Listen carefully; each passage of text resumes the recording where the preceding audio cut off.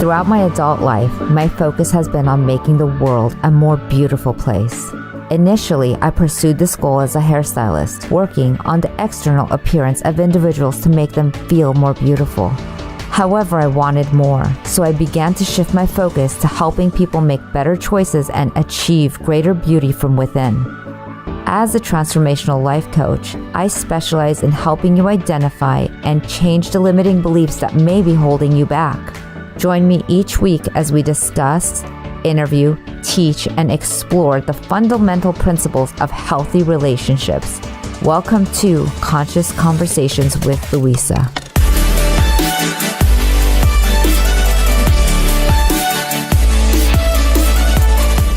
In today's episode of Conscious Conversations with Louisa, I'm speaking with Kelly Cardenas. I have found so much joy in that space because taking the moment to just be for a second sets me up to breathe before I do things. And some of the times when I'm not doing something from a place of breathing, I catch myself going, I could have done this differently. I could have done this and I could have done that. And I miss certain times where that moment, really, there is no rewind button. There's no way to redo it. And I love Kelly because he's I see when you say it's okay to fail, I'm like, all right, well, Kelly would have said, it's okay to fail. You still did it. But what's great about failure is okay, enough times of wishing I had a pause button. I now get to pause and actually start something with grounding, and that works. So I like the fact that I did it enough times where I hurried along and missed my moments. And now I'm pause and just be. So Kelly, I am so beyond excited to highlight you and share you with this beautiful group of people, because you really have lived the life that most people only dream about living. You know, you didn't come from a ton of money, but you did come from an insane amount of love, and you came from a beautiful family. And you have become an author. You have been a very successful business owner in salons, behind the chair, and running and building a business. And now you're an amazing podcaster, which I blinked and there you were. You were literally from here to here. So that's huge. And I have seen your articles in Forbes magazine. How does that happen, right? You have really taken, I'd like to do something, and you have done it and you've succeeded in it, and you do it what it looks from the outside almost effortlessly. So I am so honored to introduce you to everyone, because most of us in here, I know everyone personally, we're on that path of really doing something new, creating something new. And we are so excited to hear your story because it's such an honor to have you here. So please introduce yourself and let's get to know you and let's play. Well, I want to say I appreciate you. I want to give a shout out to Lori. I see Lori Halter out there. Thank you so much for being here. Honestly, after that introduction, I don't know anybody that could live up to that. But I want to encourage every one of you, because all the things that she said I blinked, but I blinked about 1 million times in the time that she blinked once watching me. So I want to encourage you that every time that I've got to a point where I think and I'm an optimistic guy. Lori knows this about me. Louisa knows this about me. I'm an optimistic guy in the fact that I think that around every corner, Oprah's going to be there. She's going to say, hey, that's you, Kelly. I saw you and I want to introduce you to the world. And she hasn't been around the corner yet, but I just figure she's busy. She'll show up at some point. But the first thing that I want to tell you is honestly, giving yourself permission to try.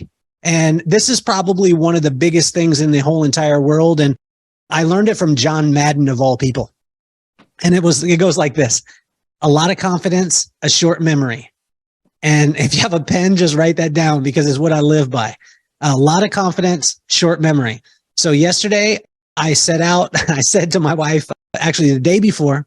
So on the 1st, I said, I want to do this thing. I want to get one of them, to just break the ice and just do it. The next day I did 3. Well, I was on high, and I was telling my wife, I was high-fiving her. I called my brother. I'm on top of the world. Today, I took that energy into today. And then I made a call and I was like, if I did 3 yesterday, I only needed 1. I'm going to knock it out the park. I'm going to get 5 today. And you know what happened? Nothing. I sucked today. I reached out and it didn't happen. And my wife just looked at me and she was like, dummy, a lot of confidence, short memory. You've got to stay in that place and realize that just giving yourself permission to try something is going to be the best. So when Louisa was talking about Forbes, it took a lot of having articles in a local newspaper, a newsletter that no one ever saw until the Forbes happened. And then everyone was like, oh my gosh. And then Forbes happened again. And I wasn't as excited as the first time. So I want you to realize that the dreams that you had 5 years ago, you're living today. So give yourself some credit and give yourself permission to try that next little thing, because that next little thing is not going to be the thing that you made it. It's just going to be the opportunity for you to suck again and then try it again and get better. And no one will see you sucking. They'll only see when it pops. And then they'll say, like Louisa, I blinked and it happened. And I appreciate it, but that's generally not how it happens in your life. And I want to encourage you in that.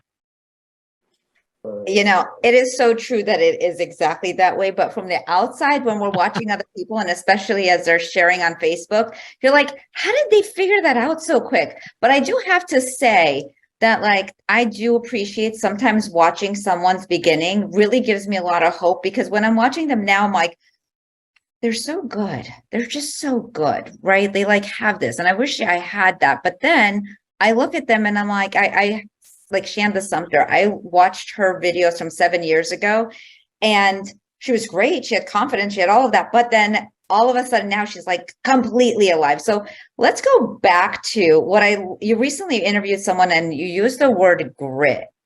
I feel like when I heard your story about your dad and how he had you going door to door to like actually mow lawns and be that person, I swear to God, I really believe all of this comes from who we were as kids.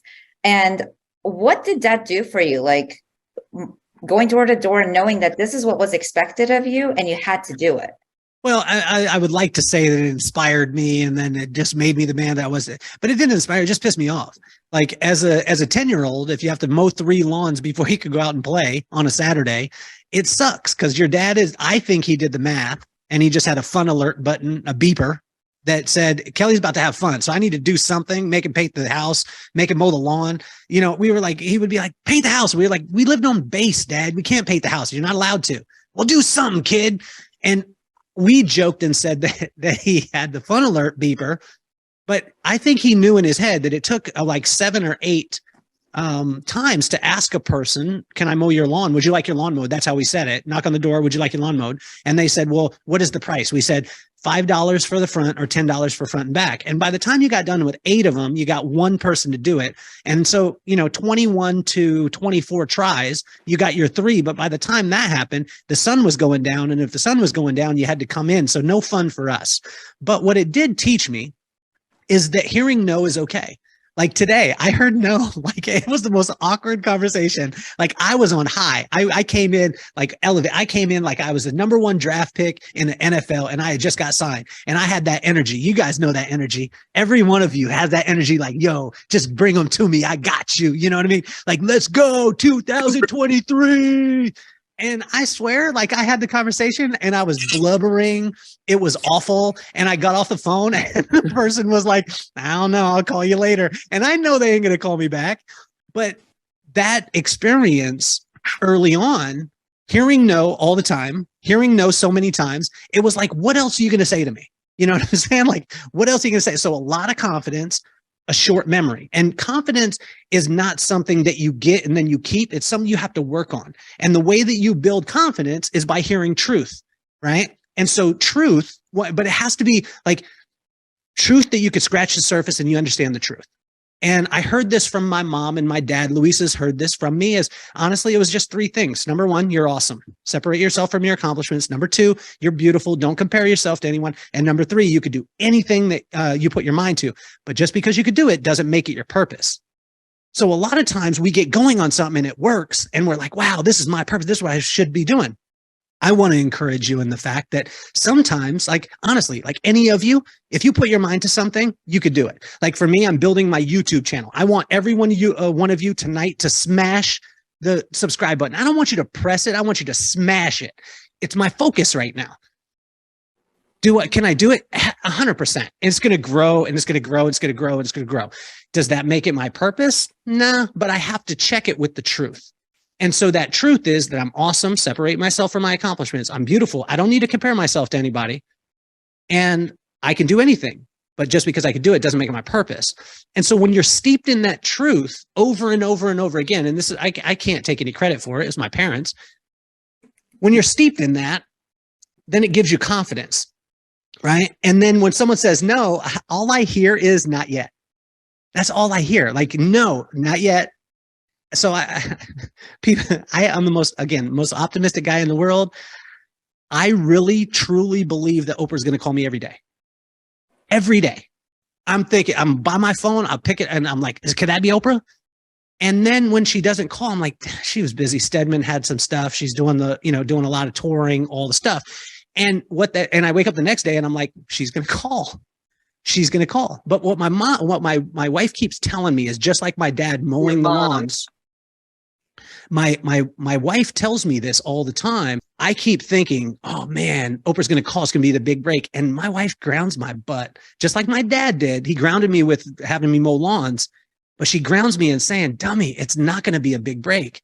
It's going to be little stage, little stage, little stage, little stage, little stage, medium stage, medium stage, medium stage, medium stage, medium stage, medium stage, larger stage, larger stage, larger stage, huge stage. And that's the blink that Louisa was talking about, because most of the people aren't going to see the little stage. They're going to see me speaking to 12 people, but they're definitely going to see me when I speak to 100,000.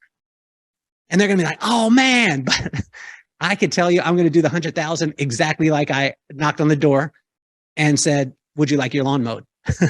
I want to know every single day that if I give myself permission to try, which I didn't do that. My parents did. My parents did that over and over again. They constantly told me that everything was going to be okay as long as we had love. And what I find is that, most of the time your mess, like the mess that you make in your life, is going to be the awesome thing.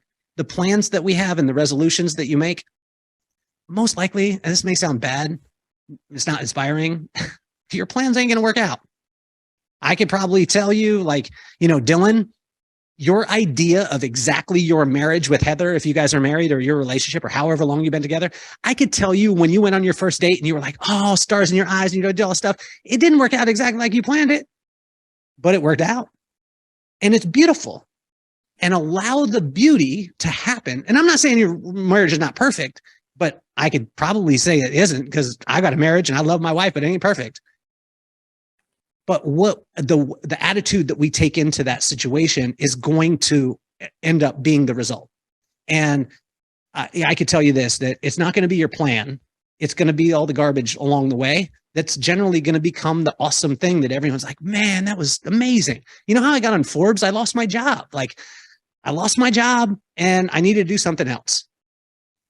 I lost my company. COVID happened. Bam, just all gone. One day. And I said, I'd love to be in Forbes, and then the opportunities, and we've got to be open to them. So long answer to a short question. I'm always so blown away with the way you share, because it really opens up a million other questions for me. But let's kind of touch on, people get divorced, people lose their money, people's businesses. When I didn't as a hairdresser, $3.8 million a year is like a lot of freaking money for a hairdresser, right? You're like, hey, I'm going to go do hair. And now you're making money that hairdressers don't dream. At least I didn't as a hairdresser. I do it in other areas, but I didn't as a hairdresser. So how do you have the mindset to build that? Let's start there. How do you get to that? Well, I think that I'm an expert in 3 figures. Everyone talks about let me get you to 7, 8, 10. I'll get you to 3, right? I'll get you to 3 figures. And if you add up a bunch of 3 figures together, you could get $1 million. I'll tell you how to do it. Okay. So as a hairdresser, it's just simple math. If you work an 8-hour day, you produce $100 an hour. 8 hours times $100 is $800. $800 times 5 days in a week is 4,000. 4,000 cut in half, because your profit, like as a hairdresser, is generally going to be about 50% of what you make. So that 4,000 cut in half is 2,000. 2,000 times 50 weeks in a year is 100,000. If I have 10 hairdressers, I make $1 million. Does this make sense? Absolutely. I've never even thought of it that way. So the way that I did it though was systematic. So for me, I wanted everything to be super systematic, right? Because I got frustrated, because I remember, not everyone grew up like I grew up. Not everyone grew up with tons of encouragement. Now, we didn't grow up in a perfect family. Parents were fighting. My dad was Mexican. My mom was white from Utah. You can imagine, like in a Mexican family, it's like if you fight, like seriously fight, and then you come back together, you're like, damn, we're in love. You know what I mean? That's the way a Mexican family works. And so, I see you laughing there. Fatima's like shaking her head like, yeah, he knows, right? Were you in my family? Yes. I mean, we're probably family. So I want you to realize those. For me, I wanted to be able to have predictable results, and most hairdressers don't do this, because most hairdressers are emotional people. Most entrepreneurs are emotional people when they get into their business. And so what I wanted to do is I wanted to take the emotion out, and I'll just show you a quick one, right? So what I did is I wanted to take every single emotion out of every single hairdresser that worked with me. So every hairdresser, especially, for early on, every hairdresser was super emotional about cutting. So if their dog died that day, they weren't good at haircutting, because that's what they're focused on. Or if they're, you all know, if you've gone to a hairdresser, you're going to get good, and then you're going to get bad, and you're going to get medium, and you don't know what you're getting. It's like shaking the dice. It's like craps. Is this person feeling good today? Have they done self-care? All that. And I wanted to take all that crap out of the way, and I wanted to be able to create a consistency no matter where you went. So first thing was in tools, because most hairdressers use 50,000 different pairs of scissors, but they have no idea what they're made for. And they just bought them because the shear guy said, you should buy these. These are perfect. And they don't know what to do with them. So they have 50,000 pairs of scissors. They always use a different technique for every guest that comes in. And depending on their feeling, that's what they create. So what I created is a cutting system that said, there's only 4 pairs of scissors. That's a straight one. That's the 20s. It takes away 20%. That's a 50. It takes away 50%. And that's a 70. It takes away 70%. So the reason why I did this is, number one, for the physical aspect of hairdressers, I created all the handles to be exactly the same. So all of them are exactly the same. So they fit. So the fatigue on a hairdresser doesn't go into their arm, into here, and then into their shoulder, and they start feeling pain. Because as soon as you start feeling pain in your shoulder, then it goes to your back, and you only got one of those. And when your back starts hurting, then you're emotional, right? And so I want to take the emotion out of this. So then what I did is I said, I created a situation where there was, number one was behind the chair. Number two was on the left-hand side when you're standing behind the guest. Number three was on the right-hand side when I was standing behind the guest. Now the hairdresser has 4 tools to work with. They only have 3 places to stand. They only have 3 elevations, which is low, medium, and high. And they each create something different. And I explained that to them. And then there's only 4 places of reference on the face: the eyes, the nose, the lips, the chin, and a little bit below. And every woman on this call, I know, I don't care who you are, like wherever you're at, and I'm going to name you off. So if I look at Mel, I can see your hair. I would know exactly where to stand. With Heather, your hair is tied back, but that means that it's longer than your chin length. So I know exactly where I was going to stand. When I was cutting the left-hand side of your head, okay, I would stand on the right-hand side of your head, make it cross the street, make it travel. The further and further it traveled, the longer and longer it became. And I would be able to have a predictable result every single time. And then we created that and put it all over the country. So now you weren't based off the emotional side of the hairdresser. We could replicate and make sure that you're just like your color formula. We could transfer that onto another hairdresser. And now you as a guest became dependent on the salon as opposed to the hairdresser. And I could tell you this, for hairdressers, I saw it. We were emotional people. We had the tendency, I don't know, we should just be a part of a band of, like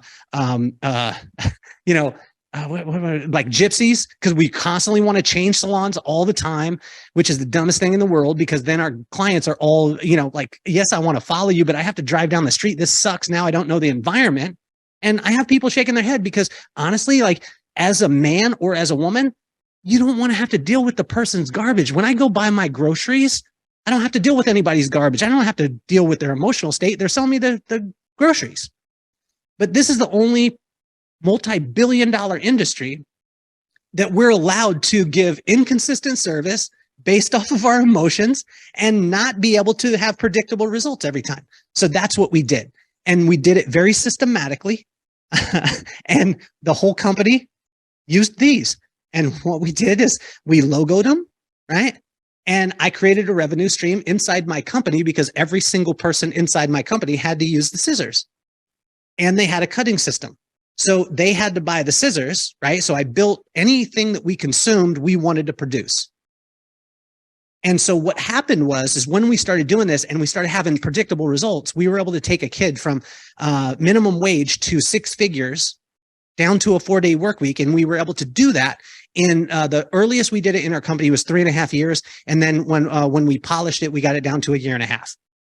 And the quickest we did it was from minimum wage to 6 figures on a 4-day work week. And that girl started at minimum wage 1.5 years before when she started with us. 2 years before she started with us, she was homeless, sleeping in her car. So what I want you to realize is when I'm talking about the professional beauty industry, I'm not trying to get you to sell salons or work in the professional beauty industry. I don't even anymore. But what I want you to realize is that most of the time, there's so much things left on the table because we're not willing to systemize and look at the pain points and the friction points for the guest and for the team. And when we do that and systematically, like in our lives, there are so many things that systematically we can remove the friction points.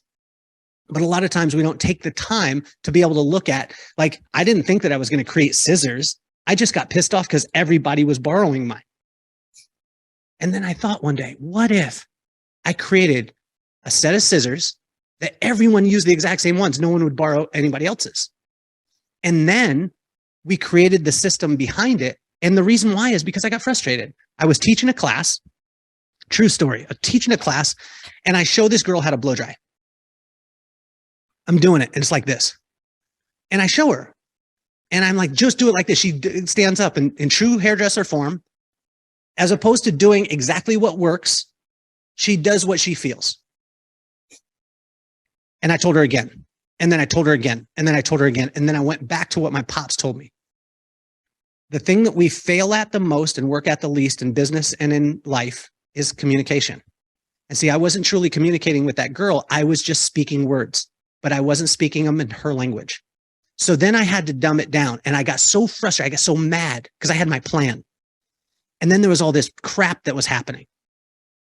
And I was so frustrated, and I said, look, do it like this. And she, for the last time, and I was so frustrated, and I said, look, 1 to 1, 2 to 1, 3 to 1. And she looked at me and she's like, ah. And I said, 1 is the roots, 2 is the midshaft, 3 is the ends. And you just named the hair all the way through. And every woman has it. Roots, midshaft, ends. And I went 1, back to 1, 2, back to 1, 3, back to 1. And then we built our whole company on it. And we built our company systematically to where ask yourself in your company, in your organization, or even in your goal that you're working on now, if your system, it's only a system if it's written down, if your system couldn't be handed on paper or in video to a 4-year-old and then be able to accomplish it at the level that you're doing it, then your system isn't tight enough. I remember hearing that, and that blew my mind. I literally remember hearing that in an interview with you, and I was like, oh my God, because how am I the only person who just like skims through something and goes, yeah, didn't get it, or I did get it, and it had to be like, if it was written like a 4-year-old, I would have been like, oh, got it. But if it was like really detailed, Chuck, all right, let me figure this out. Well, and Louisa, we have to look at it today as, you know, if you're building a company or building a mastermind, or you're building whatever, in today's, you got to look at your audience, right? So I look at my audience right now, and I look at you guys, which are all beautiful. And Lori, again, thank you for being here. Hopefully you're getting some value out of this, Lori. I love you, and I can't wait to have you at the Hideout. It's going to be ridiculous. But when I look at you, I probably wouldn't teach you through TikTok or through a CapCut. And when I say CapCut, the reason why, because my 11-year-old at home right now is doing CapCut and making some of the craziest edits that you've ever seen in your life, and he's 11 years old. But when I say CapCut, raise your hand if you use CapCut on a normal day. Exactly. Some of you watch TikTok, but most likely you're not spending hours on it unless you're my wife. The reason why I say this is because you got to speak in the language of the audience that you're working with. So when we go systematically for you guys, an email could work well. A Facebook group could work well. A mastermind could work well. But that's not going to work for my 11-year-old. And so when you know your audience of where you're, what you're trying to accomplish, then you learn the communication level and the language that they speak. And so when you're doing your systems, for us, what we did is we did pictures, because some people were picture people. We did the text right next to it. And then we started doing videos with a QR code that you could scan, and it showed, and I'm talking about like the coffee area. So if you went to the coffee area, my biggest excuse and my son's biggest excuse right now at 11 years old, you know what it is? I didn't clean my room because I don't know where everything goes, Dad. So what we did for him is we put his room in place, videoed it, created a QR code, had him scan the QR code, and then it showed, hey, Maddox, it's Dad. I'm in your clean room. This is how your bed looks. This is how your toys look. This is what you should be doing. And you should also tell your dad you love him because he's really, really cool. I love you, Maddox. It becomes the system. Now, will that work for 35 to 45-year-olds with that same tone? Probably not, because you're going to be like, you don't work at Disney and you're not like a Disney princess. So why are you talking to me that way? So understanding the language and then being able to communicate that. And so some people use Slack, some people use Facebook groups, some people use text groups, some people use masterminds, but find out what your team is and then communicate to them in their language. And make sure, and I swear, and this wasn't because I was good. This is because I absolutely sucked. And my dad had 4 months off when I first started my company. And he had 4 months off, so he'd just hang out all the time. And he was just around. And he was like, Kelly, what do you do? And I was like, I cut hair. He's like, no, what do you do? And if you have a dad like this, you know, like my dad would be like this. He'd be like, boy, he called me boy. Say, boy, what do you do? I'll be like, I cut hair. No, what do you do? Be like, I cut hair. No, boy, what do you do? And I was like, okay, Dad, after the third time, you know what I do. So you're trying to trick me here. And I was like, and he's like, what do you do when you get to work? I was like, I get out of the car. Which way do you turn the handle? Down? Write it down, son. Okay, when you get out of your car, where do you go? I go to the door. What do you do? Turn the handle, Dad? Which way does it go? Left or right? Left. Okay. When you open up, what do you have to do? Well, Dad, the lights are off. Write it down. I have to turn off the alarm. Write it down. I have to turn on the stereo. Write it down. And so we wrote it down so no matter what it was, we could replicate it at all times. And we just systematically put it in. And then we said to every single person in the company, none of these rules are set in stone. They're all a list of the screw ups that we do. So we invite you to screw up as long as you're willing to write them down. They'll become the next rules as long as the next time that you onboard someone, you let them know and give them the freedom to screw up every single time as long as they're willing to write it down, because that becomes the new culture. And the culture was able to build because it was living, breathing, and it was built by the people.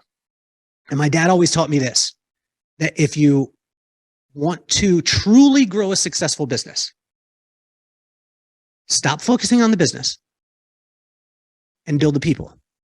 And when you build the people will build the business. And it's probably one of the hardest things to do. How do you set your emotional space? Because I know you're being a parent, being married, life, finances. Sometimes I could get anxious. How do you shift that space in order to show up powerfully for each person, even when you're having a moment of feeling anxious? So anxiety is living in the future. Depression is living in the past. And once we realize that, like the antidote for depression, right? The antidote is to be exactly present where you're at right now. And to realize that where you're living right now, although it sucks ass, and this happens, seriously, because some of you right now, your life sucks, right? There's some areas in your life that it sucks. And we all are in that place. But realize that even if it sucked, if we looked back 5 years ago, you would be like, this was my dream. Yeah. And I had it happen day to day. So depression, past, anxiety, future. Present equals joy. Right? Right. And so if I can be present, and it is a cliche kind of thing, but like, it's just one word. And Lori's heard me say it before, and it fixes everything in the world. You guys want one word that'll fix every challenge in your whole entire life and in your business and, you know, make you successful in everything you do? You guys ready for it? Shit. Like it happened. There's nothing that you can do about your circumstances. Shit, like, you know, today I bombed, like it was horrible. But yesterday I was on top of the world. It took me into today. It sucked. Now, Oprah's calling tomorrow though. So like, and when I wake up, Oprah's calling, she's coming. And if you can give yourself the permission, like I was talking about earlier, if you could give yourself the permission, if you have 2 arms or even one, you could put them like this, put your shoulders and say, like my mom said, shit, like maybe that opportunity wasn't for you right now because maybe you're not prepared for it. It's better for you not to get the opportunity if you're not prepared, because if you got it and you sucked at it, then maybe you lose that opportunity in the future. But I believe that God is big enough where he knows, like he knows what you're ready for. And obviously he's been showing me that I'm not ready for Oprah right now. But I'm ready tomorrow. Tomorrow is my day. We're going to air this on Oprah, by the way. As soon as you're on there, this is going on Oprah, and we're all going to be on it together because this is happening right now. And then you're going to be on Oprah, and it's going to be like, see how we held space for you, Kelly? Somehow it's all about how we did it, right? Well, and I think Louisa may, to wrap that part up is honestly, like, give yourself some grace. Like, give yourself some grace. It's the place that you give it to everybody else. Every one of you gives grace to every single other person in your life. You have forgiveness, but a lot of times we beat the hell out of ourselves. And if you were to see your child in the parking lot right now, you went outside and one of your children, every one of us can understand this. If you saw your child and someone had a baseball bat and was beating the hell out of your child, what would you do? You would commit murder. But how do you think God looks at when you're beating the hell out of yourself and you're his child? And so for me, when we deal with those things, and it doesn't mean that I don't deal with them. I mean, these are crazy. Like, you know, I went through a time where, you know, I told Lori about this, but you know, my daughter at 11 years old sent a text to her best friend's mom, or to her best friend, and her best friend's mom got the text and sent it to me. And I was 6 hours away from my house. And the text said, you know, if this is the last time that I see you, I just want you to know that I love you. And you know what that text means. And so when an 11-year-old is talking about taking her own life, and I'm 6 hours away, there's nothing that I could do. I get in the car, I put her on the phone, and I got home that 6-hour trip in 3 hours. But I had to stay. I mean, I had to go back to the fact that, you know, I'm exactly where I need to be, exactly at where I need to be at the exact time. And if I needed to be someplace else, then God would have me in that place. And when you start resting in that, it's amazing because things start to slow down and they come to you as opposed to you chasing them. That has been a beautiful space for me, because I do remember interviewing somebody's one of my coach's mother. She's in her 70s and she raised 3 children by herself. And I said, weren't you afraid? And you would think I said to her something absolutely crazy, because it didn't even occur to her to be afraid. Like, it did not freaking occur to her to be afraid. And I thought, wow, there's people really who are able to do certain things where it doesn't occur to them to be afraid. And I thought, well, if she could do it, I could do it. That's one of my most favorite lines. If you could do it, I could do it. Because if you show me that it is possible, and someone like Kelly is a super badass, and everyone in here is super badass too, because all of you guys do things that show all of us that it's possible. And that's where I love masterminds, because when I see that like someone else is excited, you get to ride that energy. So I do. Sometimes I literally have all of this because I get to ride all of the energy. And I know I could literally, as I said to you, I'm moving in with you and your wife because I have 4 million questions for y'all. But I am going to allow everyone else an opportunity to have this love affair with you too. And we definitely want to know all about the hideout and everything you're up to. So please, who wants to start off with asking questions? But we are definitely creating room and hold. And anytime you want to share about the hideout in an answer, it sounds wonderful too. Who wants to go first? I see Glenn. Yay, I'm so proud of you for raising your hand. I'm extra excited you're going first right now. Hello, Glenn. Sure. Yeah, let me just unmute myself. Hi, everyone. Hi, Kelly. What up, Glenn? All good, all good. Kelly, I love your energy. We never met before, but this is awesome. Just, watching you, I'm charging up. Awesome. Hey, man, you mentioned something. You were talking about earlier, you said something like, the thing that you're good at is not necessarily your calling. So, how do you tap into your calling? What's the process? How did you find yours? I think it's a real simple process, and it's just to ask the question, like, what are you gifted at? And I'll ask you that, Glenn. Like, what do you do? What can you do that it takes no energy at all to do? Like, when you pick it up, you just bang, bang, bang, it happens. Well, I have several things like that. I have a few. What are they? Well, I'm good at teaching. I'm good at explaining things to other people. Okay. I love kite surfing. Got it. It's a sport. I love skiing. Okay. Not what you love, what you just innately, you just pick up and it's just natural to you.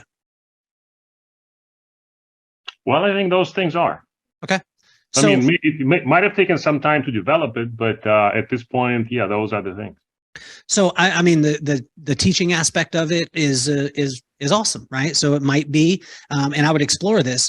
It might be that your purpose is to teach. Now, if you could mix the two, right? So if you could learn to like be high level and teach skiing, I mean, would that bring joy to your heart and you would be able to be? Now, sometimes things are meant to just be your hobby, because once they become your business, then they're not as joyful anymore. And so beware of this.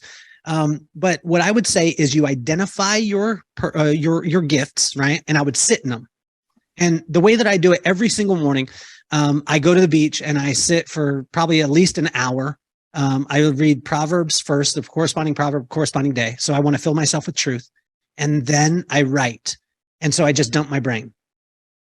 And I dump my brain 3 pages. So I do that, and then I'll write a letter to my daughter, a letter to my son, and a letter to my wife in a journal. Okay. So in that time, it's all silent, but as the oceans come in, it's kind of cool, yada, yada. So what I would say is take a little bit of time. And writing, do you write in the morning? No, not yet. Okay, Glenn, this will change your life. So tomorrow, and Lori, I don't know if you've done your 21 pages, but I'm assuming that you have, because I love you and I believe in you. Commit for the next 7 days, write 3 pages every single day, and be non-judgmental on yourself, what you write. Roll out of bed and just start writing. Don't think about who's going to write it or read it, anything like that, but just write. And what you'll find is you'll start to dump out all the ideas in your head and all the emotional things. And when you ask a question and you're silent and you write it, if you're the only person that can answer it. And things start to become so clear. So find your gifts, right? The way you find your gifts is by sitting, writing 3 pages a day, and get clear. Then what'll happen is to go give your gifts away to every single person that you possibly can. And when that happens, magic will happen, because you'll give away your, and I'm just going to say, let's say that you got clear and you said, education is my thing, and educating on snowboard or snowmobiling or snowboarding or skiing or whatever it was is my thing. That's it. Go to Big Bear and give it away every single chance that you can. Now, don't go up to a random child because this would be weird. Some dude roll up on a small child and be like, hey, I'm going to give away my lessons. Talk to the parents. Hey, I see that you guys are working on it. I would love to work with your child. I'd like to work with your whole family. Just like to do it out of the kindness of my heart. Do it over and over and over and over and over and over again. And guess what will start to happen? Magic. It's 3 things that you want to write down. Number 1, be kind. So you be of contribution to everyone, meaning give away your gifts to every single person. Number 2, make a ton of friends. Every one of you is going to be my friend. Why? Because you're going to smash the subscribe button on YouTube. At some point, we're going to put the link in there and you're going to do it. You're going to smash it. And when you smash it, you're going to be like, I'm Kelly's friend for the rest of my life. And then the 3rd one, stay really, really curious about your friends.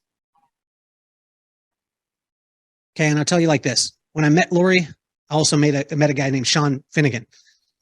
Sean Finnegan asked me a question. I was curious about him, so I asked him some questions. Sean Finnegan and I became friends. Sean Finnegan introduced me to a guy named Roger tonight. I texted him and I said, do I need to know this guy named Roger? He texted me back, I know Roger. I think Roger's really cool. You should know him. Hey, Kelly, I'll introduce you in a text with Roger. Roger responds back, if any friend of Sean's is a friend of mine. Hey, Kelly, I'd like to have you on my podcast. I said, cool. I'm going to force you to be my friend for the rest of your life. I'd like you to be on my podcast. So bang, right? But it happens because we were kind first. Like, I know my gifts. Like, my gift is I can identify what other people are good at, and then I allow them to do it around me all the time. I have like 3 gifts. That's the first one. I don't know the other 2, but I'll figure them out at some point in my life. But I keep giving it away. And you know what starts to happen? Magic. Glenn, you got magic in you. Your audience is already there. They're already assembled. They're sitting in the arena. They're just waiting for Glenn to show up. Not what you think Glenn should be, but just what Glenn is. And you were gifted, made unique. And once you start tapping into that, magic.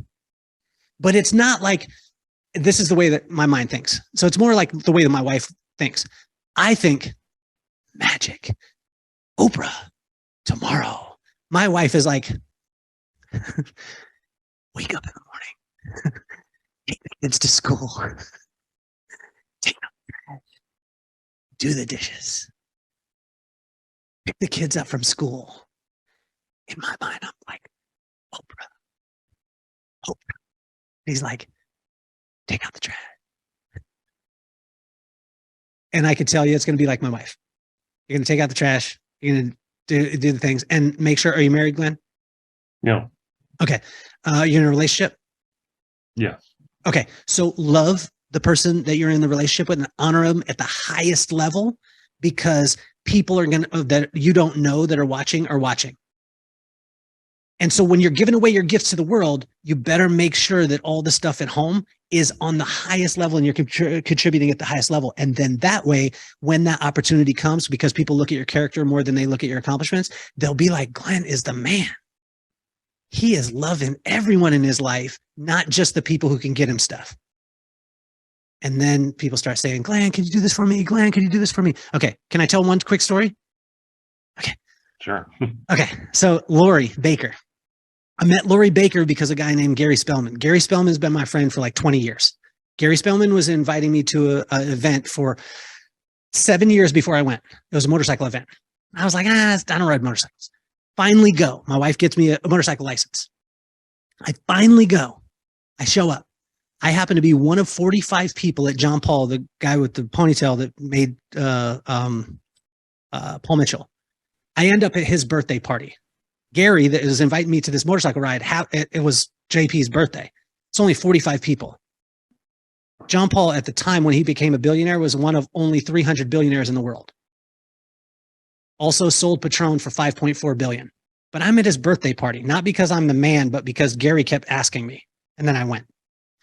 So I show up there, and then I'm there for a couple of years, and then I meet this woman. She says, hey, do you want some more fries? I said, yes. I didn't know who she was. And then she starts talking about The Sopranos, and she starts talking about all this stuff. I'm like, wow, this woman is amazing. What's your name? My name is Lori. Cool. My name is Kelly. I'm going to be your friend for the rest of your life. So I meet Lori. Fast forward, Lori needs her hair done. I'm in Carlsbad. I'm going up to LA. So I say she lives in Orange County. So I said I could stop in Orange County and then go on to LA and stop, do your hair in the morning and then go. But the only time that I could do it is 6 in the morning, which means I have to wake up at 5. So I wake up at 5. I drive to her house. I get to her house. I'm dressed in black. She's got a dog that sheds and it's jumping all over me. And I'm thinking, oh, this sucks because it's dog hair. And I'm going to another meeting in Santa Monica. So do her hair, got the dog hair all over me, get out in the car. She's happy. I'm happy. She's going to take Rick Allen, the drummer from Def Leppard. I'm doing 2 hands, but he only got 1. And she's taking him to the Forbes convention in Miami because she used to be, I didn't know this until we talked that day. She was the one of the executive, the top level executive with Forbes magazine for years and years. And she was taking Rick Allen, the guy from Def Leppard, to there so he could speak. I'm just hanging with her and she's talking about this like it's normal. It's not normal in my life. But I got the dog hair on me. I'm pissed. I get out in the car. I go to shake up a protein shake. Now, I'm not this guy, but when I drink a protein shake, I think that I'm doing a good thing. Doesn't do anything to my body. You're a fit guy, Glenn. You probably drink protein shakes and then do burpees and it works out. I drink protein shakes because I think that if I do that, maybe it'll, make up for the fact that I don't work out. But I go to shake the thing. As I shake it, I didn't realize that I had cracked the lid and it goes all over me. So I got dog hair on me and the shake on me. It's 8 o'clock in the morning, Glenn. I'm pissed. I got up at 6 o'clock in the morning for this crap. And then I'm thinking in my head, my dad told me I needed to have the right attitude. And if I had the right attitude, I could get into anywhere. And if I was kind and contributed to people and then I made friends, then I stayed curious, everything would work out. So I go back into that place and I start laughing and I turn my jacket inside out. And the reason why is because I grew up without the things that other people had and I had to make my own style. So I knew if I walked in, my jacket was inside out, people would be like, oh, wow, is that the new cool style? No, it's not. I just put a shake on my thing, but it's all in my attitude and the way that I saw it. So I drive up to Santa Monica. I'm kind of mad. Then I get there and there's no parking. And I'm like, oh, dog hair, shake on me, jacket inside out, no parking. I just need to go home. But I roll in. When I roll in, Sylvia's there. Sylvia's a friend of mine. I met her because my daughter was a big Kids Bop fan. We took my daughter to Kids Bop and she had her favorite Kids Bop kid. Well, I saw him dancing and then I saw a bunch of people, some adults in the crowd, and they were cheering for that kid every time he did a solo. And I thought, wow, that must be his parents. So I went up to him afterwards. I said, I'm going to force you to be my friend because my daughter really likes your son. Because I wanted my daughter to meet her favorite pop star so she would have no idols in her life. She would only have icons, and idols are things that you worship. And I didn't want her worshiping any person. That was just a kid who was in line with this purpose. So Sylvia, years later, after we become friends, because I forced her to be so my daughter could meet her favorite pop star, she's the one that invited me to Santa Monica. But now I got dog hair on me. I got the shake on me. I can't park, and it's all Sylvia's fault. And I roll in, sit down, they do a pitch. It's called Famecast. They do a pitch for me, 360 around personalities and how they monetize you and do brand stuff and all this stuff. And I'm like, cool. And they're like, we're going to have some TikTok people come in because it's a TikTok studio. I said, cool. They said, can you move some chairs? I was like, I went back to my dad. Am I here in this morning, driving all this way with all the things I went through, and I'm here to move some damn chairs? I thought in my dad's head, if you're too big to do the little things, you're too little to do the big ones. Of course, Sylvia, I'll move the chairs. She says, you did so good at the chairs. Can you move the lights? Of course. And as I turn around, no lie, Glenn, as I turn around with the last light and I set it down, and I've got that, I don't know about you, but I was a little bit like dog hair, like shake. I was, I turn around. In walks Paula Abdul. I don't know about you, but Paula Abdul was the biggest pop star in the world when I was growing up. Mm-hmm. And Paula Abdul walks in. It's not her handler. It's just Paula Abdul. So she walks in and they're just like, hey, Paula.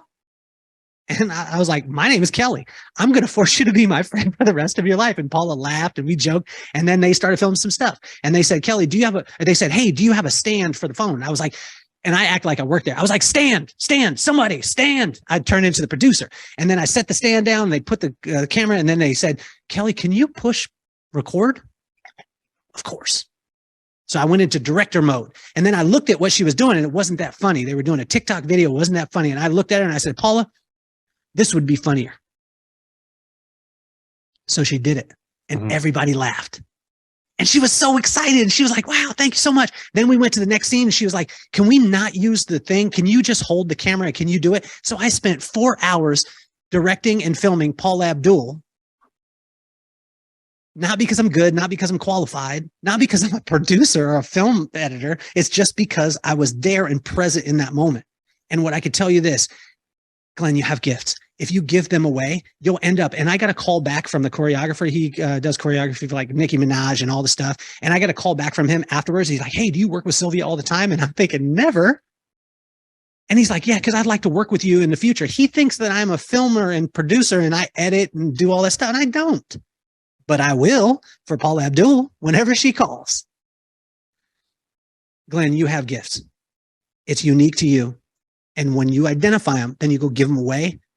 Magic, magic, magic. But most of the time, the magic will be taking out the trash. I hear it. It's a nice story. Thank you. Thank you, Kelly. You got it, man.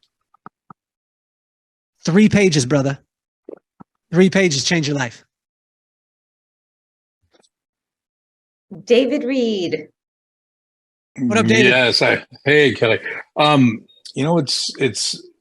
It's not really a question. It was something I listened to a podcast, and it's actually the name of your podcast, but I listened to a podcast of you about a year ago, and I've literally used it as a trick when I've had little issues, when I've come up against my little barriers. But basically, attitude determining your altitude. I've hung on to that for literally a year, and I love it so much. And it's just my little mantra when I'm not in the place that I want to be. And I can't thank you enough for it. So it's not really a question. It's just really something I needed to share with you. And then something you mentioned today, and you just kind of touched on it, that whole story was basically a demonstration of that to some extent, where you have the right attitude, and that altitude, that's going to determine something higher for you down the road. But also about the company, because I was working for a law firm for many, many years. And the law firm was basically, it was basically ruled by fear and intimidation. And I was in the inner circle of that law firm from the people that ran it. And it was a scary place to work. We were petrified, but the firm somehow got to be one of the biggest firms in the country in what it did. And I've watched it, and now I'm not there anymore. I haven't been there in 10 years, but watching that firm implode because of how they treated people and how they did not build up people and make people better. And now that firm has basically gone from one of the biggest firms in the country to one of the not so biggest and kind of insignificant law firms. And it was just a beautiful example of it. And I have to catch myself, because I, for a long time, was actually in charge of people. And I have learned that you do need to, make people, enroll people, make them better. And it will ensure your success. And I just need to remember that all the time now. And I'm working for another law firm that actually kind of now does a really good job of that. So thank you for sharing that. It's just another lesson I need to learn, or remember to learn. Well, thank you. Thank you for that. And I tell you, if you have a pen, just write down like 99% of failure in companies, in organizations, and with people is systems, right? Mm-hmm. It's the systems. And most of the time we could track the systems back to culture. Yeah, definitely. And that culture, once you lock into it, it's a game changer. Mm-hmm. Yeah, thank you. But I love attitude determining your altitude. It's my favorite. It's my favorite 3 words in that order for right now. So, and maybe for a while. Thank you again. I love that. Fatima, I was so excited your hand went back up. I was like, where did your hand go? I love my girl. Aw. Oh my gosh, Kelly, I just want to say, I'm just in love with you right now. Everything that you've said resonates. And I was actually listening to a podcast the other day, and I mean, just the way, it sounds like your parents were a big influence in the person that you are right now. And that's it really resonated with me, because I'm in that space right now with my kids. How do I show up for them? How do I encourage them, and even in hard times, right? But anyway, that was not the question. Just want to say, you have a true follower here. But my question is this: I am a photographer, and recently, the one thing that has really come, that has been really important for me is systems. I my photography business, I pivoted 2 years ago to branding, and so I'm still in like, people, I guess I can say, or honestly say, it's not where I want it to be right now. And I know in my heart it's because of systems. But when I heard that podcast about your systems and how they work, it just validated how important systems are to have. My thing is, like, the way you talk about systems and how they work when you have employees, how does that look like when you don't have employees? Like, I've created the client experience, but like, can you give me advice on how that would play out when it's just a solopreneur? So I think one of the biggest challenges with solopreneurs is, number one, and I don't think this is a challenge, but we wear all the hats. So sometimes you're the doctor, sometimes you're the lawyer, sometimes you're the train conductor, sometimes you're the Uber driver, whatever it is. So where I want to encourage you is, number one, is none of the people on the call, and including myself, none of us are exactly where we want to be. But thank God you're not where you used to be. Yeah. So that's to start off. Number two is allow your company to become your employer. This is where solopreneurs, what I find is where they fail.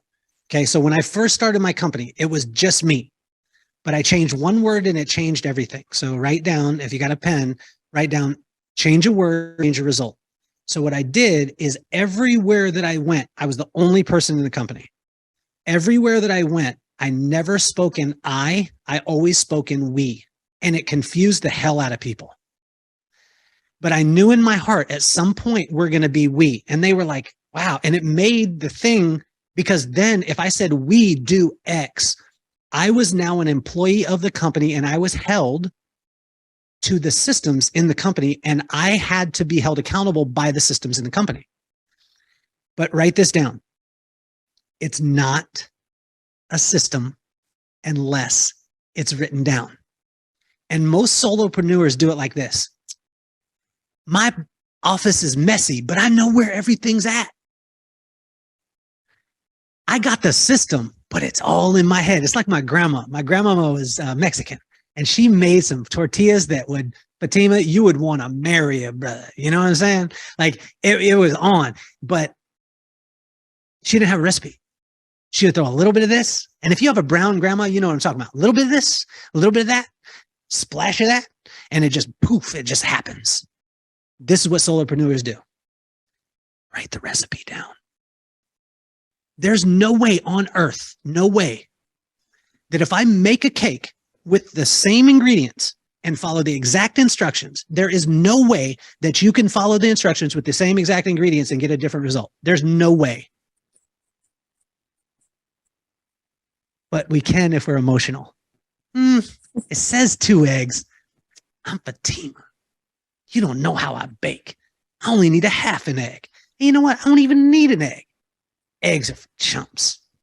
I don't need that. But I tell you, if you do this, and when I did this with a podcast, right? So when I started the podcast, started all on my own.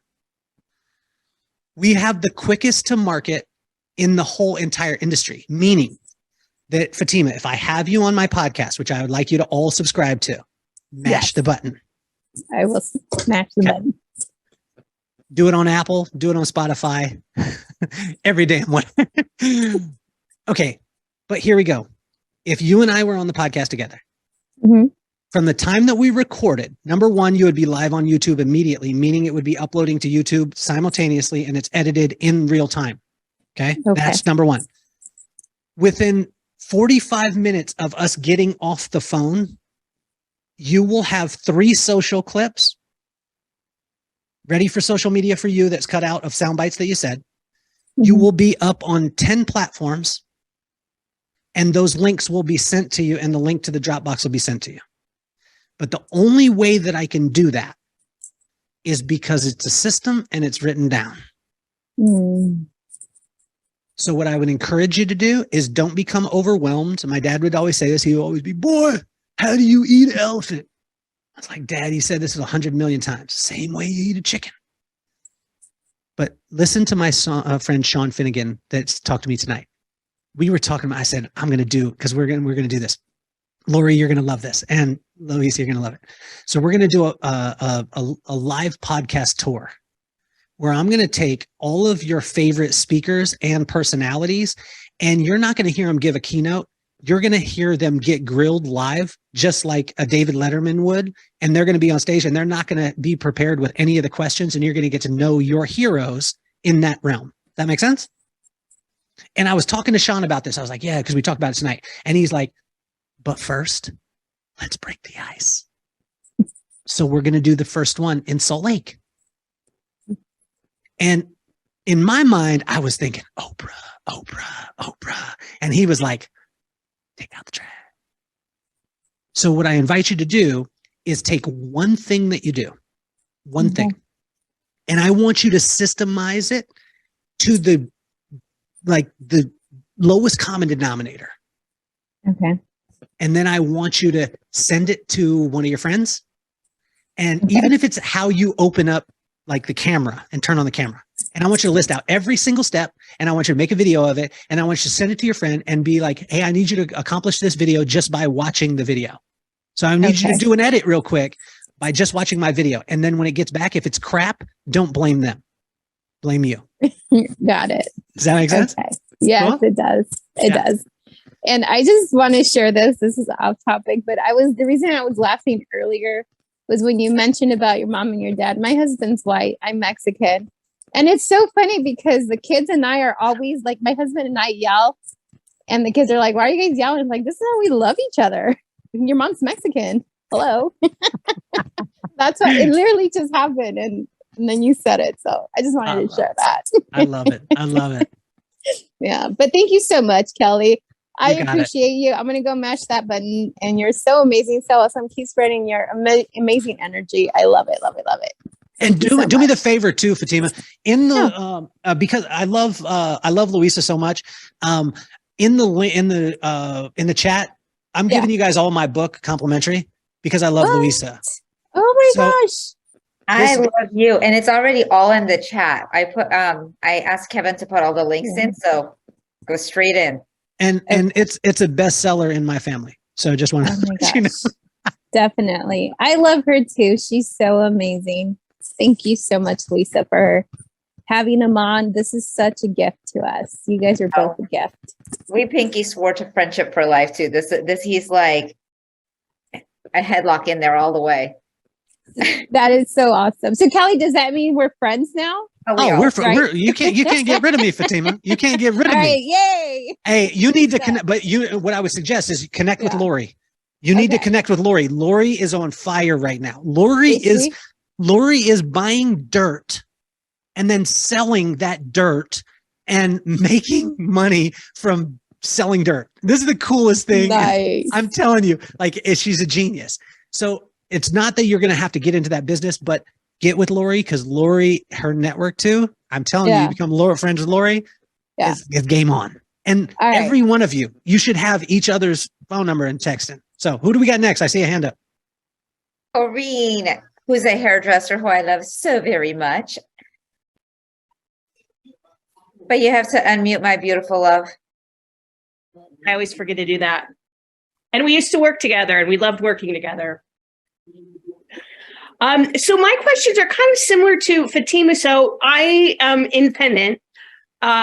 So I'm a renter. And, when you're talking about systems, it's funny because toward the end of this year, I'd be doing a haircut and my stuff would be all over. I'd be doing a color.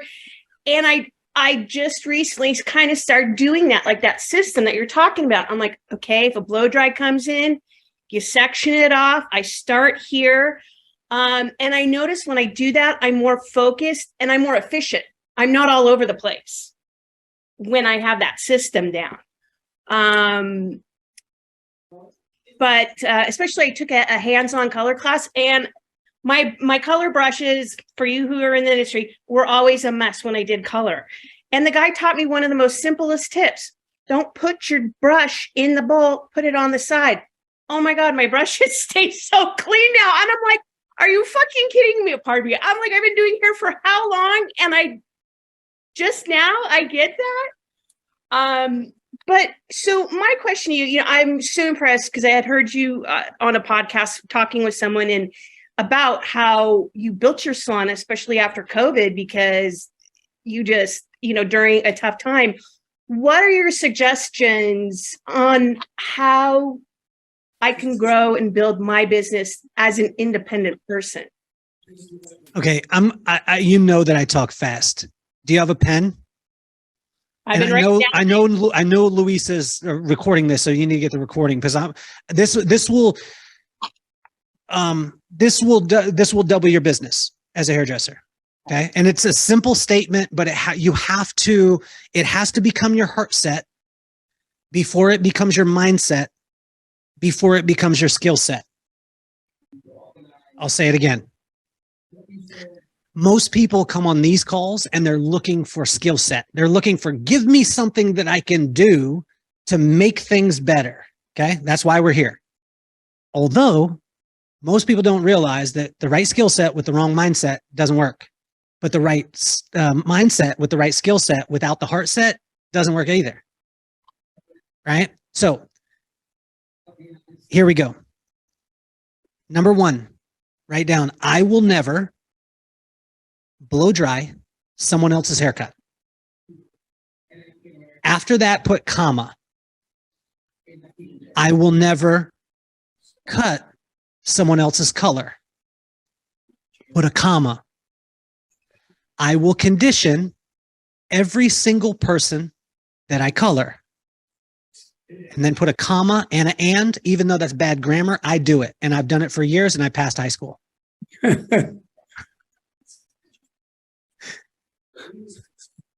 And everybody buys soap.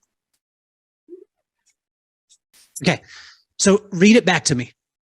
I will never blow dry someone's haircut. I will never cut someone else's color. I will condition every person I color, and everybody buys. Did you say soap? I could soap. That's all we do. So hairdressers, like a baseball player, you run, you hit the ball, you throw the ball, you catch the ball. There's only 4 things you do in baseball. That's it. Yeah. Okay. In hairdressing, all you do is make hair shorter. Sometimes you make it longer, and you make it red or not red. And you sell soap. That's all you do. It's not brain surgery.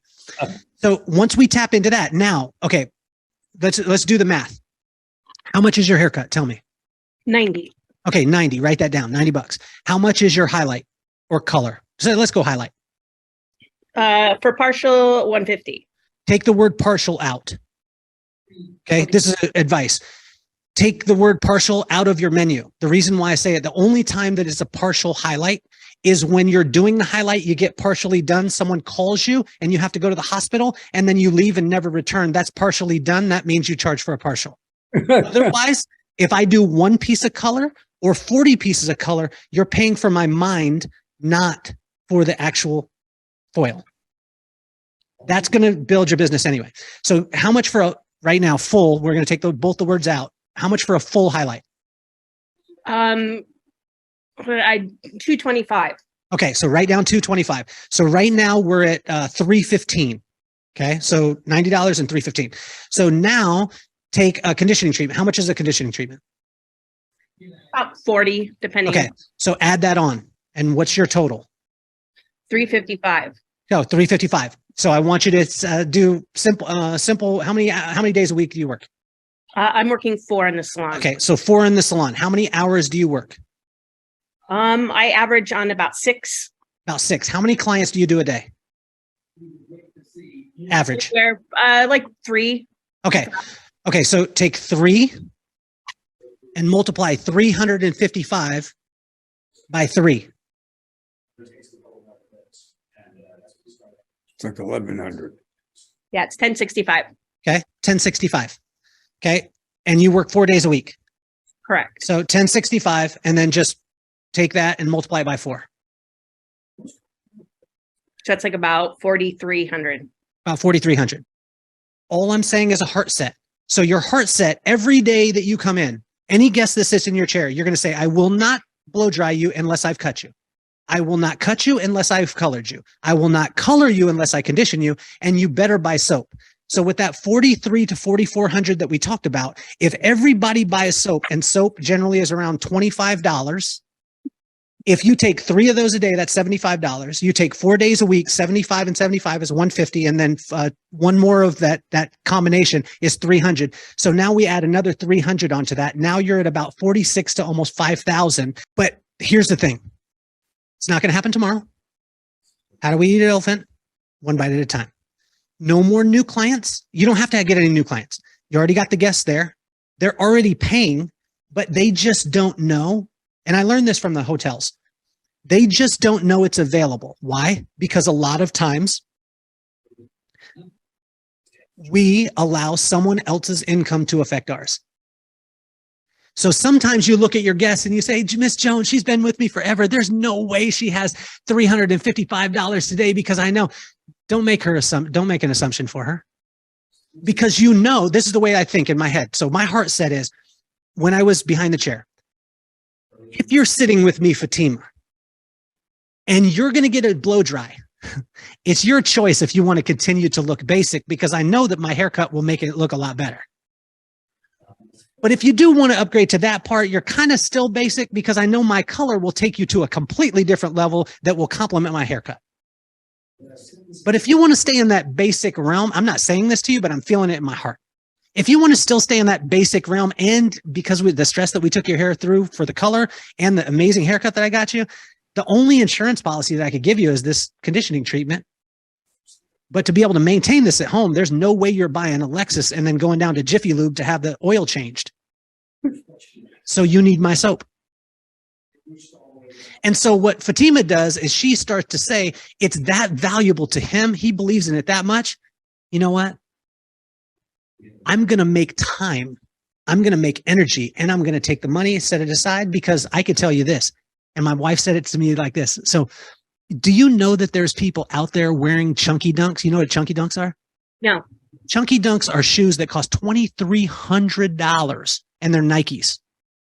There's people that are wearing chunky dunks and driving a bucket because it's important to them. So if you make yourself important to every single guest that sits in the chair, and you systematically can deliver on this, meaning haircutting system, 4 scissors, stand in the places. And I know, like, if I cut any person on this call's hair, I'm unemotional about it. I can walk in and I literally within 40 hours could teach a monkey to do it. Because the system was there and it was systematically. Even when you go to highlight, your highlighting should be systematic. I stand in the exact same place, pick up the exact same pieces of hair, and that way I only color the base. So if you're a blonde-headed person like a Lori, your hair wouldn't get over-processed, because Lori didn't start off blonde, although she was when she was like 11. She started off with highlights, and then someone kept an irregular pattern and kept picking up other hair. And then her hair got to a point that she said, I need to get base color. And that locked her into base color. So let's go back to it. And what's going to 4 times, like, it's literally, this will 4 times your income. And this is not like theory. I repeat with me. I will never blow dry someone else's haircut. I will never blow dry someone else's haircut. I will never cut someone else's color. I will never cut someone else's color. I will condition everyone I color. I will condition everyone I color. All of them will buy soap. All of them will buy soap. Bang, bang, biggity bang, right? Kelly, you know what I love about I love it. Kelly, you know what I love about what you're saying right now, and being a hairdresser of 25 years, what, like, I feel when I learn something new, that like level of resistance, right? Like I know for me, when it's something new, because it's always been like, well, but I always will do it like this. You know how, like, the whole thing you just did. I remember when a client would try to book on a Wednesday, another one would try to book on a Thursday, and I would give them both because I thought I had to, because I don't, and in the back of my mind, I didn't have the heart set, because I didn't have the mindset to be like, I'm not going both days for one person on each day, right? And then I picked up and moved to Florida, and that was no longer available.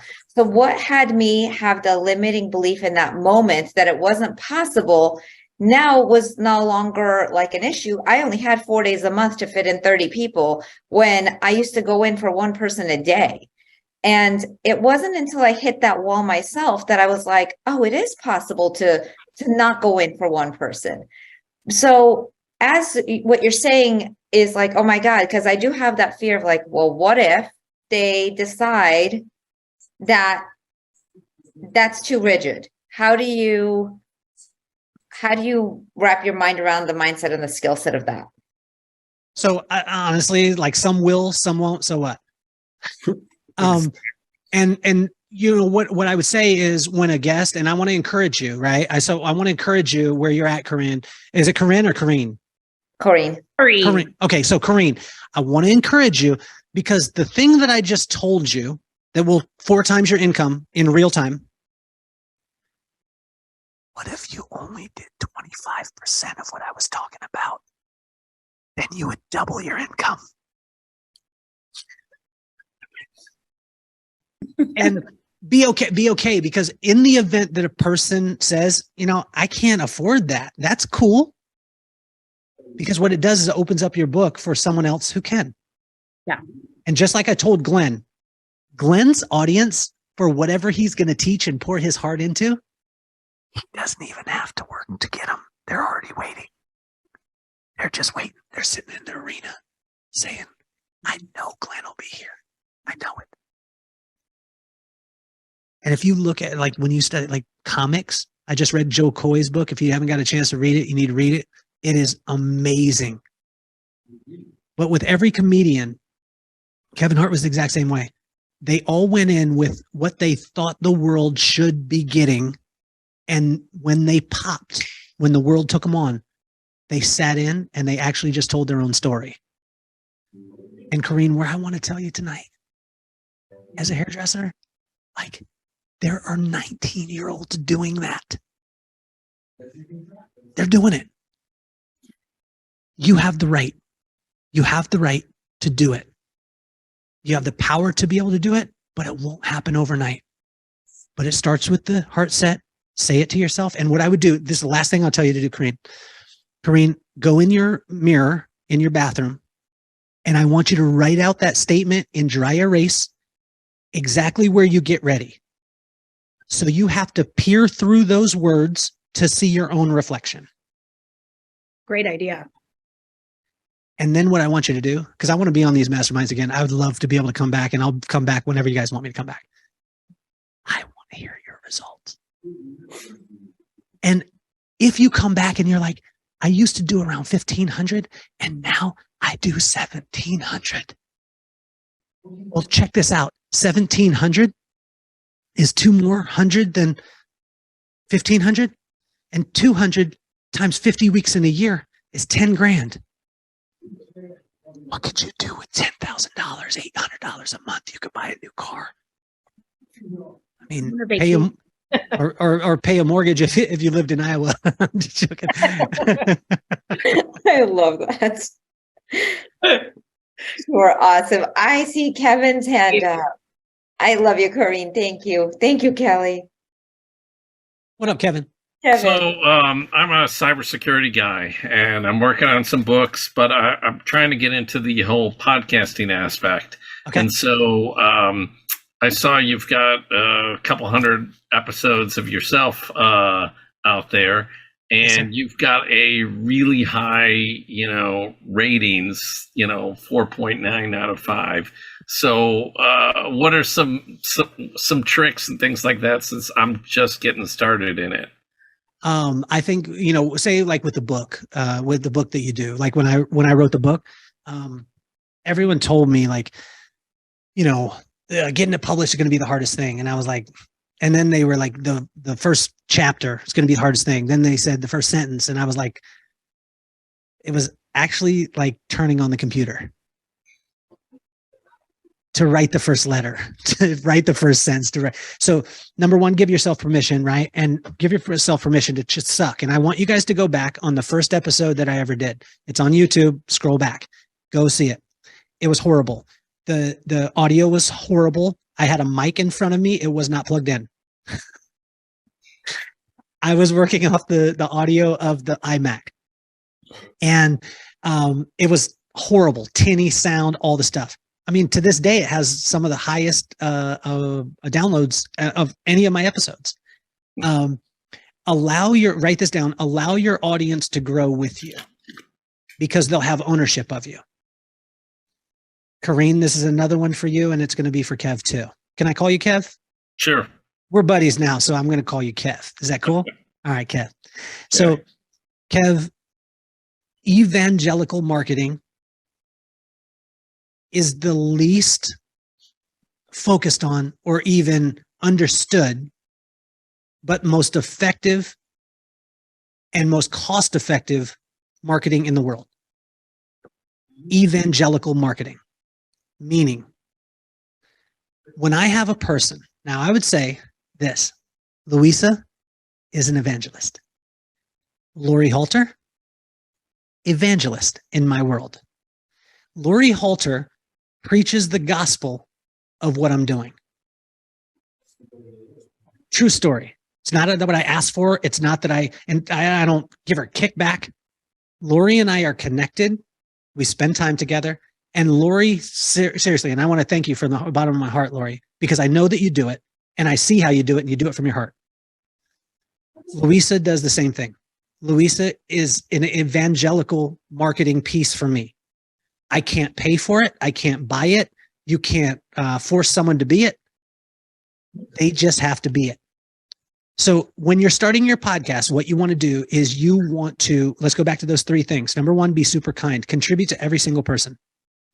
And contribute to them by being honest.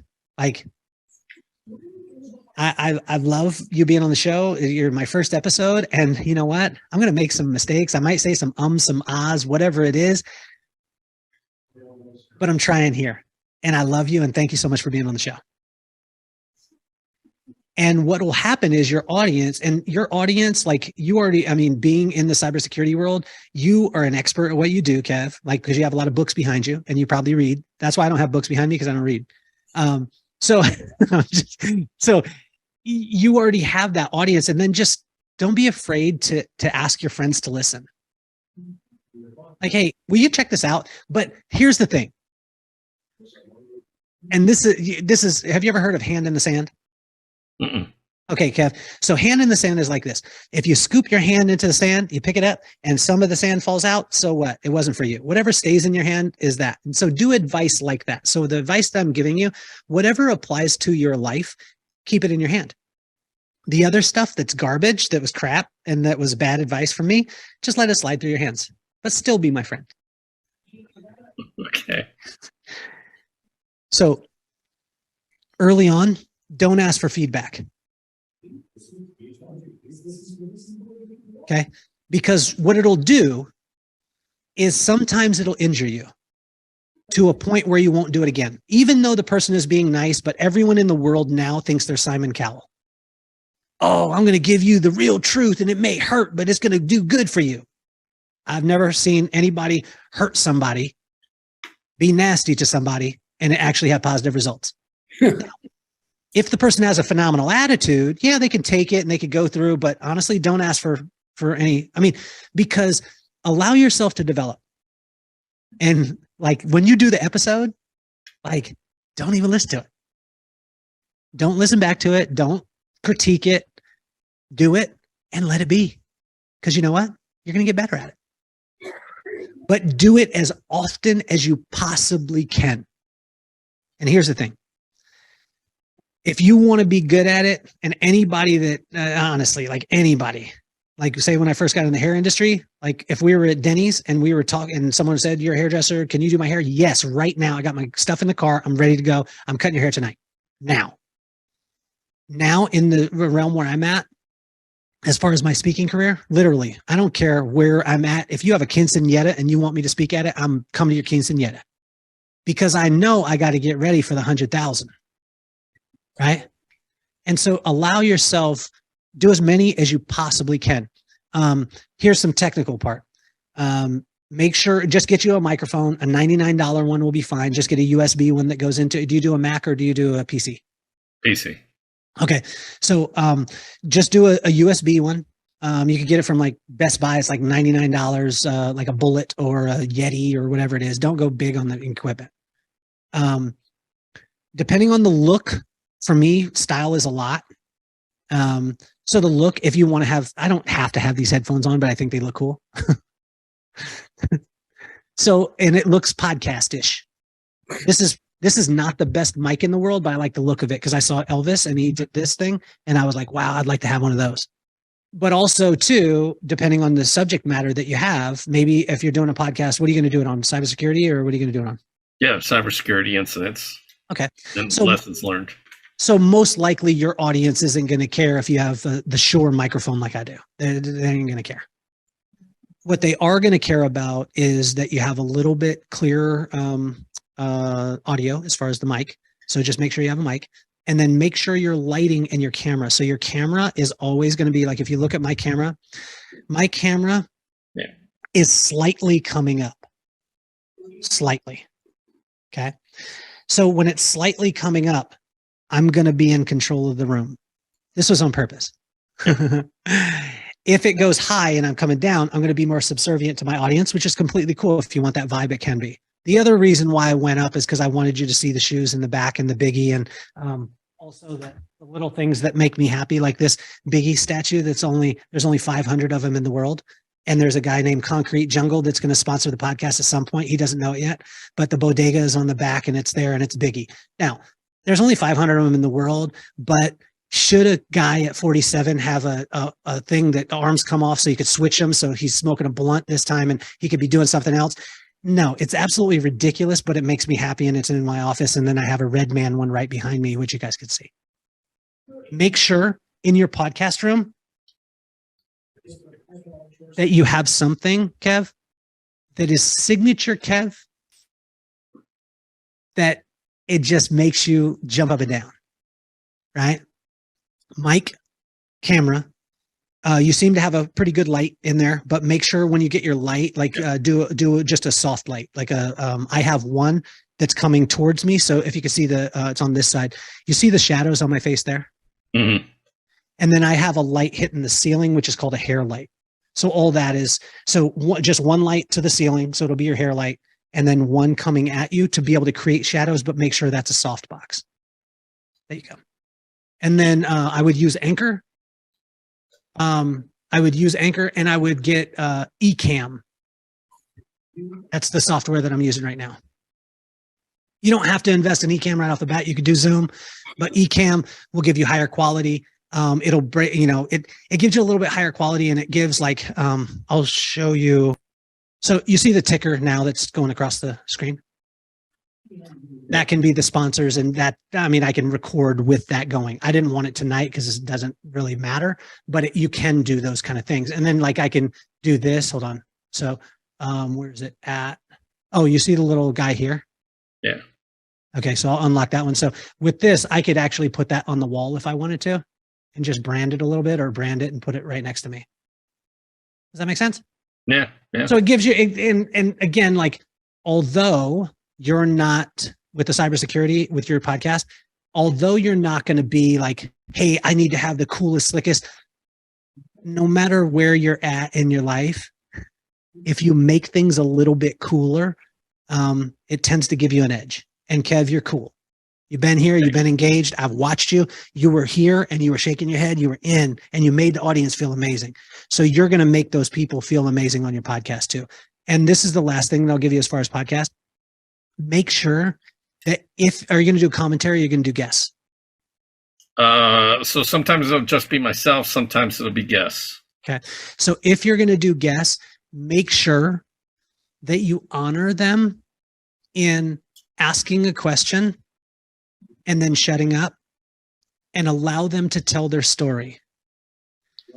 And stay away from, this was a thing my dad did for me, stay away from, yeah, and I.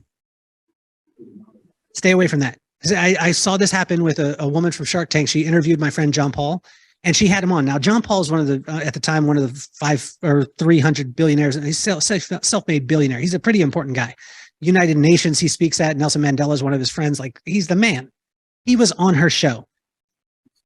She would ask him a question, Lori Garnier. She would ask him a question, and he would go to answer. He was halfway through, and she'd be like, yeah, that's exactly what I do. And then she would go off on something that she did and why it was so important to her and why it was so important. And she and him. And I was like, you need to shut up, lady, and let him talk. And what it'll do for you is it will give you so much crazy power, although most people think it's the opposite. If I'm a podcast host, I need to be the guy. And I want to tell you, you already see it happening right now. Do you see how powerful Louisa is in this mastermind? Because Louisa is allowing everyone else to be powerful. But does that take away from her? No, we all love Louisa and we're like, Louisa, bring me more, do this, do that, right? And I see some loves because that's who she is. But she has the confidence to allow that to happen. And that's so powerful. And it's not normal. And so now when you listen to podcasts, watch it. Because a lot of times it's just about the host. But it's never about David Letterman. It's never about Oprah. It's always about the guest. And so make sure, and then when you go with your commentary, it will be about you. Does that make sense? Does that help? Yep, thanks. One more question. Whose gloves do you have there on the shelf? Well, I have Vanderlei Silva up here on this one. So I have Vanderlei Silva. This one is Evander Holyfield. Oh, nice. I mean, he was my favorite boxer. Like, my dad was a boxer growing up, and then these shoes up here. These aren't the exact. These are another pair of them. But my dad made $1,100 before taxes when we were in high school, and we only had one income, and he only got paid once a month. Well, these shoes came out in 1989. And they were $125. And me and my brother were boneheads and ungrateful and each one of us wanted a pair. And my parents saved up $250 in 1 month out of $1,100 before taxes and bought us both that pair of shoes. And that's why I have them up there. Wow. Great story. Thank you. Thanks a lot. I love your stories, Kelly. I want to hear about the hideout. Can we hear about the hideout? Lori, I would love it because Lori's a part of the hideout. And for me, Lori, help me with this. Help me with it. Help him, Lori. Help him. Your gorgeous blonde hair. Get in there. The hideout. We want all the women to come play with us at the hideout. Okay. And Lori, was there any marketing done to you? No. There was one call. And the way that it works is, for me, I do a retreat every single year with my buddies. I have the same friends since I was in 4th grade. Well, I told all my buddies, I said, I want to create this for other people because most people don't have the same friends since they were in 4th grade. And all my friends were like, what do you mean? Why would people come? And I said, well, this that we have is amazing. And I said, like, none of us care what the other person does. Although all of us are successful in our own right, we're able to just be ourselves. Then we get filled up with joy and we go home and then our marriages are better. Our kids' relationship are better and our businesses are better.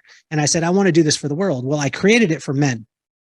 We did did it in September. And I had a woman come up to me. Her name is Debbie. And I spoke at a place like this, like a mastermind. And I spoke about or I didn't even speak about the hideout. I just like someone had seen the video and she walks up to me and she's like, congratulations. She did like this, congratulations on the hideout. And I was like, that's weird that you're saying it like that, but thank you. And she's like, but what the F? But she said the word.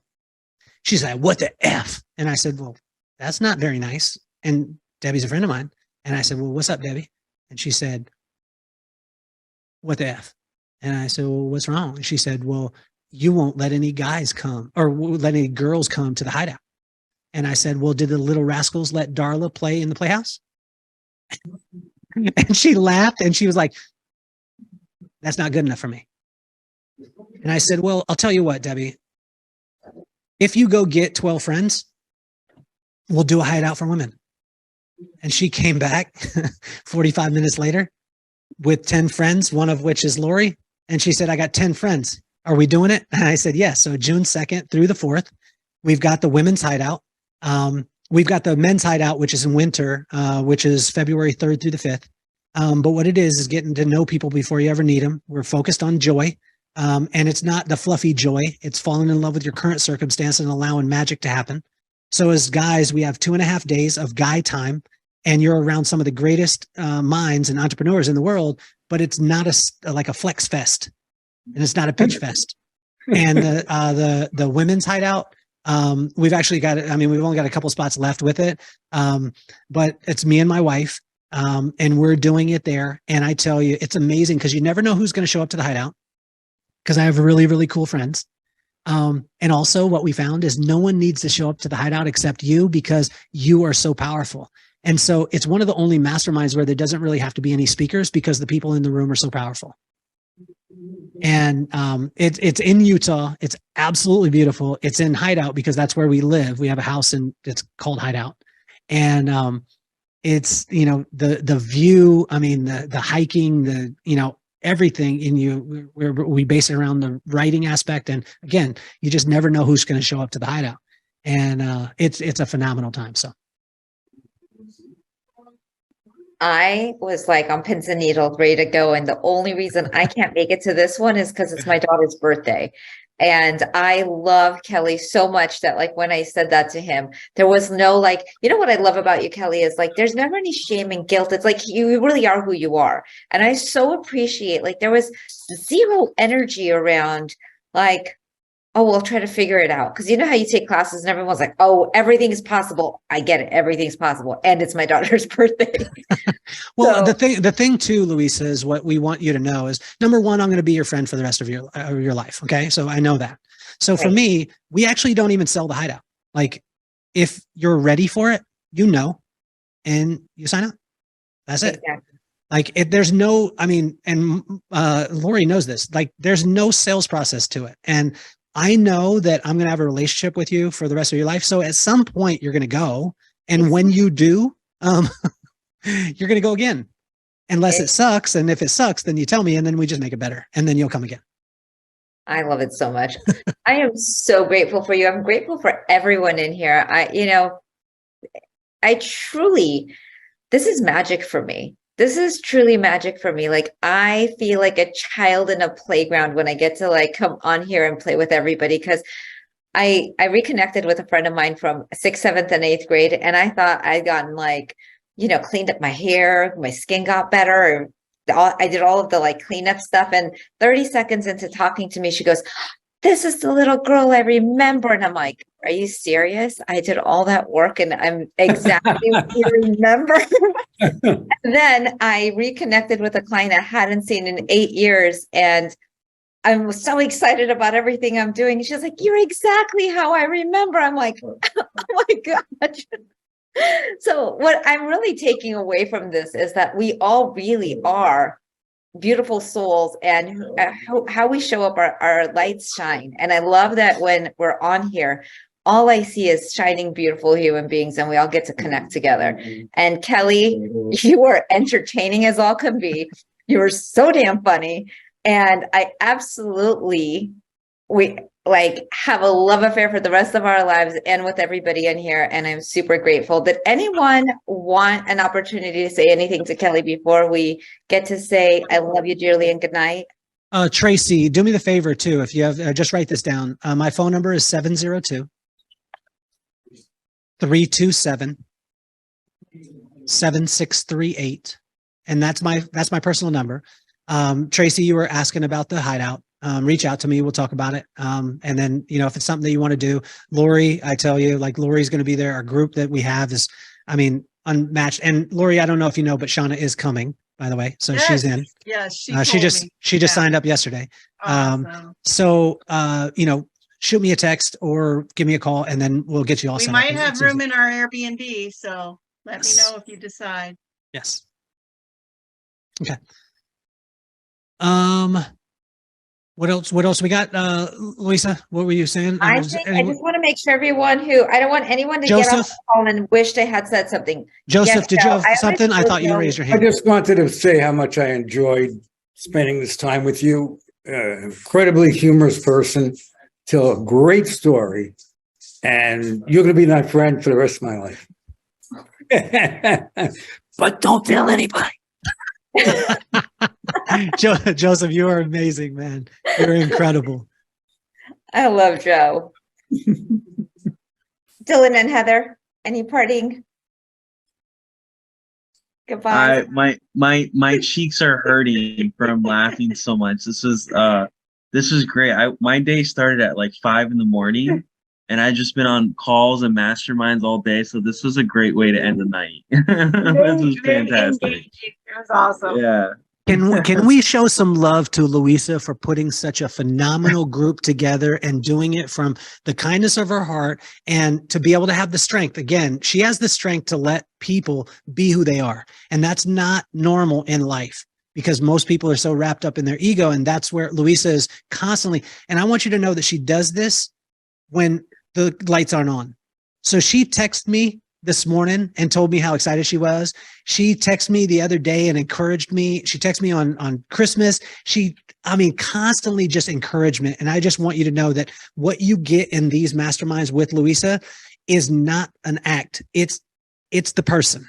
It is the person. And that's not very normal. So you need to be celebrated at the highest level, Louisa. Thank you so very much. I am so grateful for all of you. And I'm so grateful. This is what I get to, the playground I get to live in. So that's pretty damn awesome. Beautiful. Love you all. Have the most beautiful night. Thank you, Kelly. Love you guys so much. Have a wonderful day.